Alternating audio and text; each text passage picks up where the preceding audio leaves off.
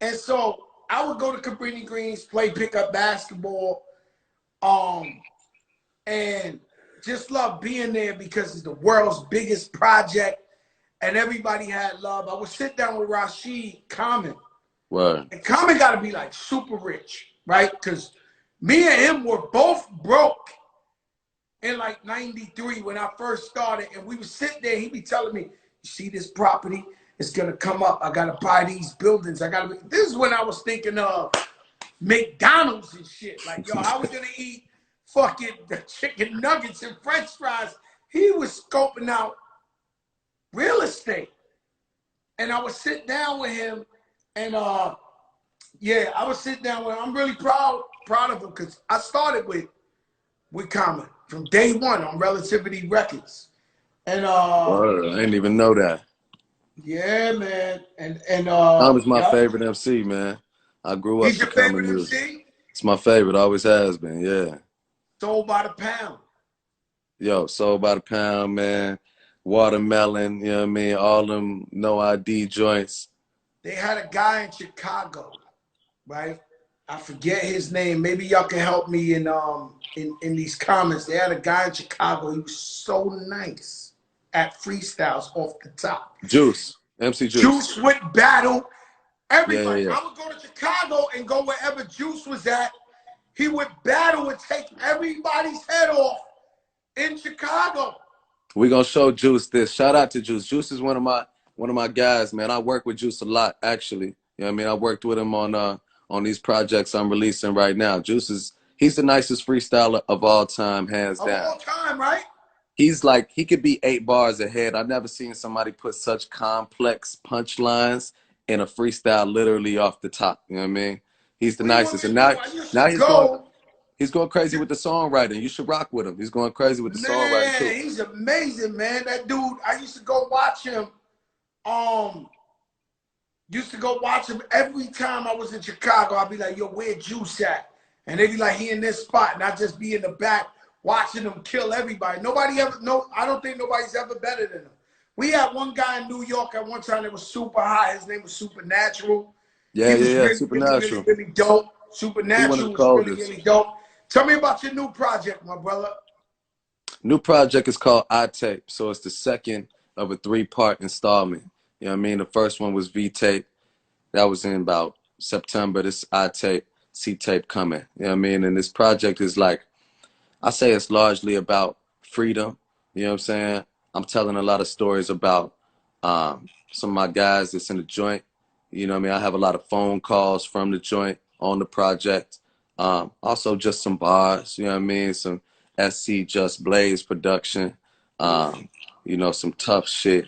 And a lot of storytelling, you know what I mean? That's why I love Common, you know what I mean? Storytelling is really, that's my bread and butter. You like telling stories. My man Dre from Cool and Dre, he don't never let me tell a story. Like every time I write, I try to tell a story. He make me scrap and be like, yo, don't tell a story. Talk that shit. They want to hear the dawn. You know, I mean, he got to be right because I've been successful all these years. But sometimes I want to tell a story and he stopped me. He be like, yo, fuck the story, man. Yo, talk that shit. They want to hear the dawn. Talk that shit. Yeah. But I love the art of storytelling. I love the art of storytelling. So with this tape, where can we get this tape? It's everywhere. iTunes, Spotify, Apple Music, Amazon, YouTube. You know what I'm saying? And I noticed lately you've been going to Africa, Ghana. You said you're going to Tanzania. Yeah. What's in it in Africa for you? Why are you so focused on Africa and connecting with the African people like that? Like what is it about Africa that draws you to it? Man, Africa is our backbone, man. You know what I'm saying? It's like if we in America and Europe as the diaspora, if we the limbs reaching across the globe, Africa's the skeleton. You know what I'm saying? And every system in the body can function within itself, but without the skeletal system, it all collapses. And so we don't move as one body because we don't recognize that that the basis, the skeleton of our body is on the continent. And I'm lucky enough to be directly from Africa. My father's from Ghana. You know what I'm saying? Okay. But something that I just been pushing is just, telling people that it's like, yo, if we don't know where we came from, you know what I mean? Then how can we know where we need to go? And there's so much power in us connecting with our roots, you know what I'm saying? And with our ancestry and our heritage, but they don't want us to, it's like, Yeah, but I don't know if they don't want us to because um sure there's been much propaganda on Africa because when I first went there, like I thought a giraffe was gonna come through my window. You see shit, right? And um all the time I got a story about one of the greatest rappers ever in history. I can't tell you who because it's disrespect, but this guy's like a going back to Africa guy, right? Like, in the music, let's say like Common Sense, pro-black. And one day I see him in a restaurant. I'm like, yo, man, I got a late flight, man. I'm headed out to Africa. He was like, what you going to Africa for? I said, yo, I got to And then I was like, this is the going back to Africa guy. This motherfucker ain't never been to Africa. I've been over there 50 times. And so I'm like, do motherfuckers want to go and see the motherland and see what it is? Or, because it's time. It's time. And I know every time something goes on, and shout out to all my African people watching, every time there's something go on in America, Black Lives Matter, this and this and that, all my African viewers, they come right on here. You have a home. Come home. Come exactly. home. You No, have and a home. when I say they don't want us to go, I don't mean Africans. I mean Yeah, the yeah, I'm people not that talking about oppress us. Africans. You're just saying Yeah. they make You know it what I mean? seem like, We've been disjointed. So I'm preaching, I'm pushing to people, you know what I'm saying? The money that you could spend going from Chicago and New York to LA and staying in a hotel for a week, you could literally go to Africa. You could go to Ghana. I switched my trip. I'm going to South Africa now. My round trip flight is $700. You know what I'm wow. saying? From from here to South Africa, I just got a round trip for 730 minutes ago. Uh, And so that's what I'm saying. I'm saying, like, it's if you accessible. really want to go, you'll go. It's accessible. You know what I mean? And And it's that's something that everybody needs to push because the love you receive in Africa, it's like nowhere else in the world.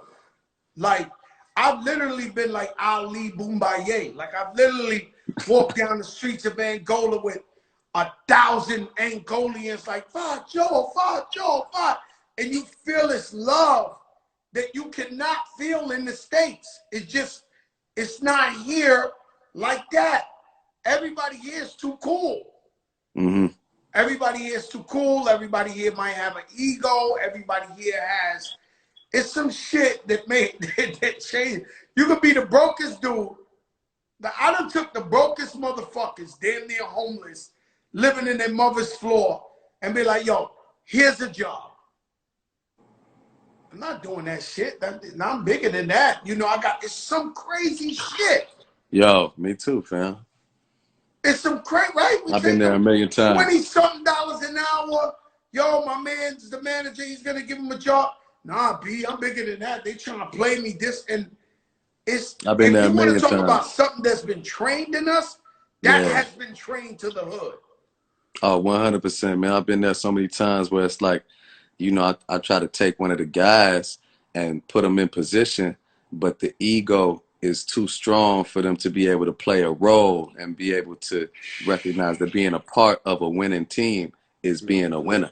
You know what I'm saying? But we so caught up in our ego. I mean, that's the source of most of our problems. Yeah, the ego yeah, we all got egos, man. I'm guilty of it too. Pride, ego. When I met 50 Cent, after we had the beef, he was like, yo, man, you know what I know about you? You the guy with the most pride. He said, every time I was bored and I just felt like starting some shit, I knew if I said something to you, you'll come right back in 1 second and start the shit. He said, you got too much pride. And so you got to learn. So maybe, and then some people look at me and be like, yo, I fuck with Joe, man. He got pride. He got loyalty. Right. But they'll take your strength and throw it against you. Mm-hmm.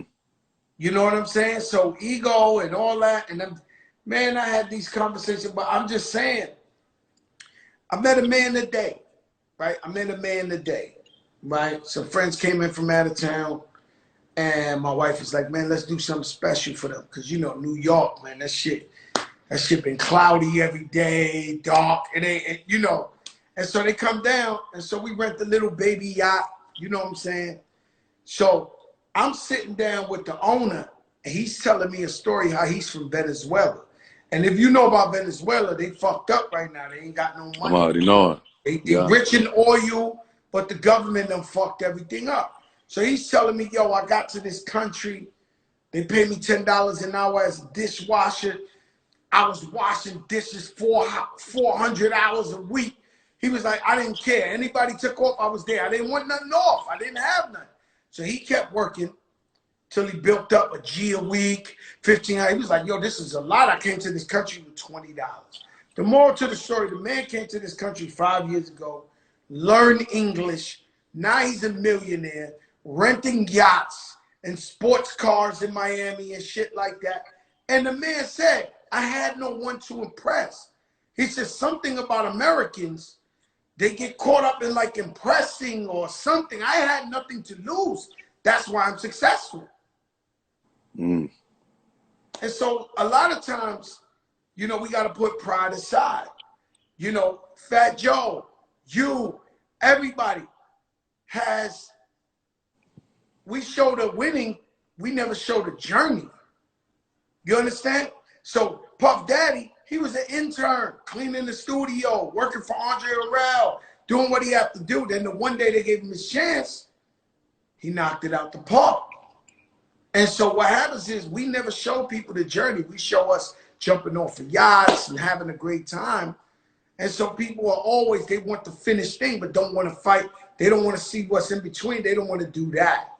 And so I commend you for your love for Africa. I love Africa too. I've been to pretty much every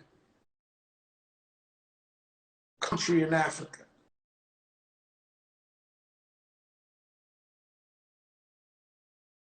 That's what I'm saying. As I might move to Africa. That's no, I'm serious. Up there. Me too. When Luda's wife is from Tanzania, dog got dual passes. Yo, man, this is our people. A lot about that. Vic Mensa, thanks for coming to the show. Tell them what the name of the tape is, because I want everybody to stream and download it ASAP. Yes, sir. iTape available everywhere now. I appreciate you for giving me a chance to speak my mind, man. You know what I mean? Yo, God bless you, brother. I've been watching you a long time. I love